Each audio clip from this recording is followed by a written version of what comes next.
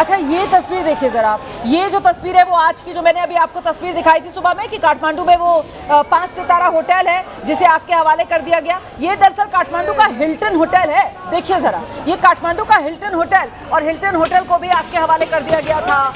क्या हश्र इस हिल्टन होटल का हुआ है। 5 सितारा होटल कैसे जलकर खाक है। आंदोलनकारी यहां पहुंचे, यहां पहुंचने के बाद आंदोलनकारियों ने पथराव किया। आंदोलनकारियों के सामने जो कुछ आया उसको सब तहस नहस आंदोलनकारियों ने किया, और उसके बाद आंदोलनकारियों ने इस होटल को भी आग के हवाले कर दिया। ये देखिए जरा, सब कुछ तोड़ फोड़ करने के बाद, होटल में आग लगाने के बाद, आंदोलनकारी यहां पर सब तहस नहस करने के बाद आगे बढ़ गए। आंदोलनकारियों का ये गुस्सा था, और इसी तरीके से आंदोलनकारियों का ये गुस्सा जगह जगह नजर आ रहा था।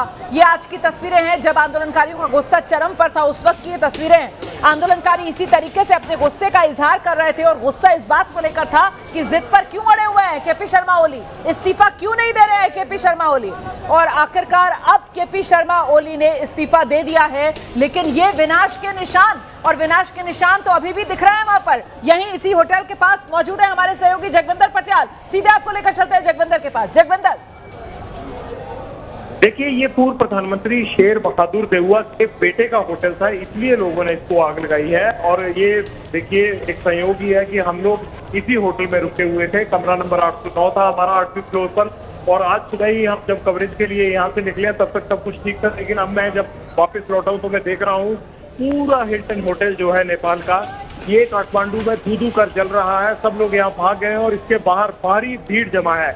लोगों का ये कहना है कि ये बहुत ही भ्रष्ट मंत्री के बेटे का, जो पूर्व में जो है प्रधानमंत्री भी रहा, उसके बेटे का है। ये भ्रष्टाचार के पैसे से बना हुआ होटल था, इसीलिए इसको आग की पेंट किया गया है। यानी जितने भी नेताओं के, पूर्व नेताओं के, उनके बच्चों के जो होटल थे, ये माना जाता है कि ये भ्रष्टाचार के कारण नेपाल जो है वो आगे नहीं बढ़ पा रहा है। इन पॉलिटिशियंस को सबक सिखाया जाए, इसी के चलते काठमांडू के हिल्टन होटल में आग लगाई गई है।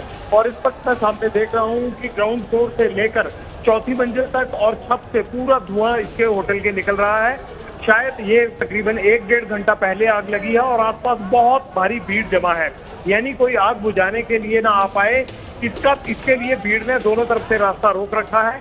और इस वक्त जो स्टाफ है उनको सारे को पहले ही बाहर निकाल दिया गया था, और होटल में आग बुझाने के लिए कोई बंदोबस्त नहीं है बाहर से। और जो अंदर फायर सेफ्टी सिस्टम लगाए गए थे उसको ऑपरेट करने वाले लोग नहीं है।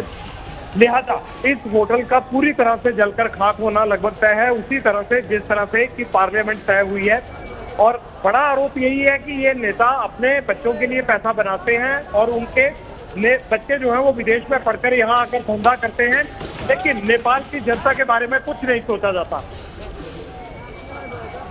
बिल्कुल, देखिए, जब ये होटल आग के हवाले किया गया और ये तस्वीरें हमने एबीपी न्यूज के दर्शकों को दिखाई, हमने तभी इस बात का जिक्र किया था कि जनता जानती होगी कि इस होटल में कौन से नेता का कितना पैसा लगा हुआ है। इसी वजह से इस होटल को निशाना बनाया गया है। और अब हमारे सहयोगी जगविंदर पटियाल, जो वहीं इसी होटल के बाहर मौजूद है, दरअसल एबीपी न्यूज की टीम जो इस कवरेज के लिए काठमांडू गई हुई थी, वो इसी हिल्टन होटल में रुकी हुई थी। और वो बता रहे हैं कि दरअसल नेपाल के एक बड़े नेता, मंत्री, पूर्व प्रधानमंत्री शेर बहादुर देउवा, उन्हीं के बेटे का ये होटल है, और इसी वजह से इस होटल पर आंदोलनकारियों का गुस्सा फूटा है।